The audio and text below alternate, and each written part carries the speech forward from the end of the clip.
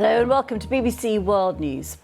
At least 5 people have died after a vehicle was driven through barricades into crowds taking part in a holiday parade in the city of Waukesha in the US state of Wisconsin. That's according to the city's police department. Over 40 people are injured. Well, the city is about 30 kilometres west of Milwaukee, and the incident happened at around 4:30 p.m. local time. The parade had just got underway in the city centre. Our North America correspondent Peter Bowes has this report. This was the scene seconds before the holiday parade in Waukesha descended into chaos and mayhem. All of a sudden, a red sports utility vehicle ploughed at high speed into a school marching band that was entertaining the crowd. The sequence of events was captured on video by the city's live stream of the parade and on the mobile phones of people there in person. Much of it quickly shared in social media.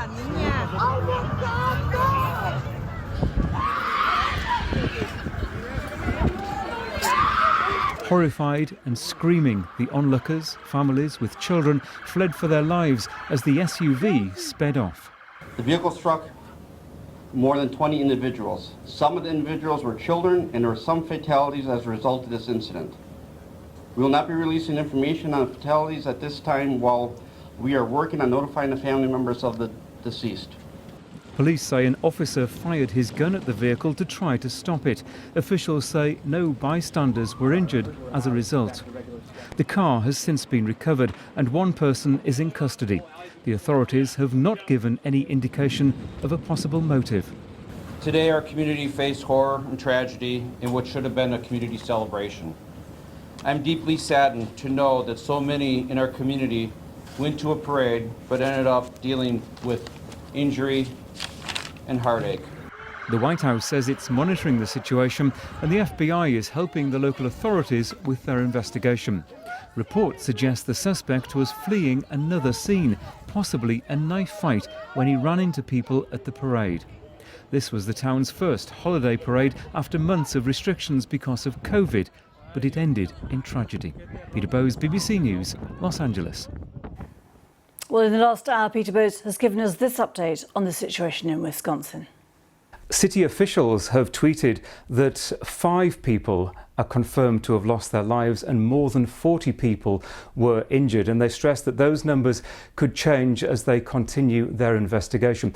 We're also hearing from CBS News, the BBC's partner here in the United States, and they refer to a conversation with a law enforcement official who is familiar with the investigation, saying that the suspect in this case may have been fleeing from another scene, possibly a knife attack, when he encountered, or he or she, not defined, whether that person then met the parade. And they are saying, therefore, that terrorism isn't being looked into as a possible cause at this stage. And that does put the situation in a slightly more different light to what had been previously feared, that this event, that this parade had been deliberately attacked. Now, just to stress, the investigation still in the very early stages, and the police say that when dawn breaks in a few hours' time, they'll be holding another news conference to provide some new information. Peter Bowes there. Well, the BBC's been speaking to Wisconsin State Representative Sarah Rodriguez, who shared her experience of the event. I was in the parade. I was a little bit earlier in the parade, and we had just finished. I was walking with the Waukesha County Democrats when there were, people running and yelling and telling everybody to get off the street because a car had come through that main area of the parade and hit multiple people. And so what we are hearing today officially is that they have around 23 people who have been injured and taken to the hospital, and that includes multiple children. And so they do have somebody of interest today. They have lifted the lockdown for downtown Waukesha, although they are still investigating. There's just a lot that we need to be able to learn from this, and we don't have all the answers right now. I'm in a state of shock. And these are the kids that my kids go to school with.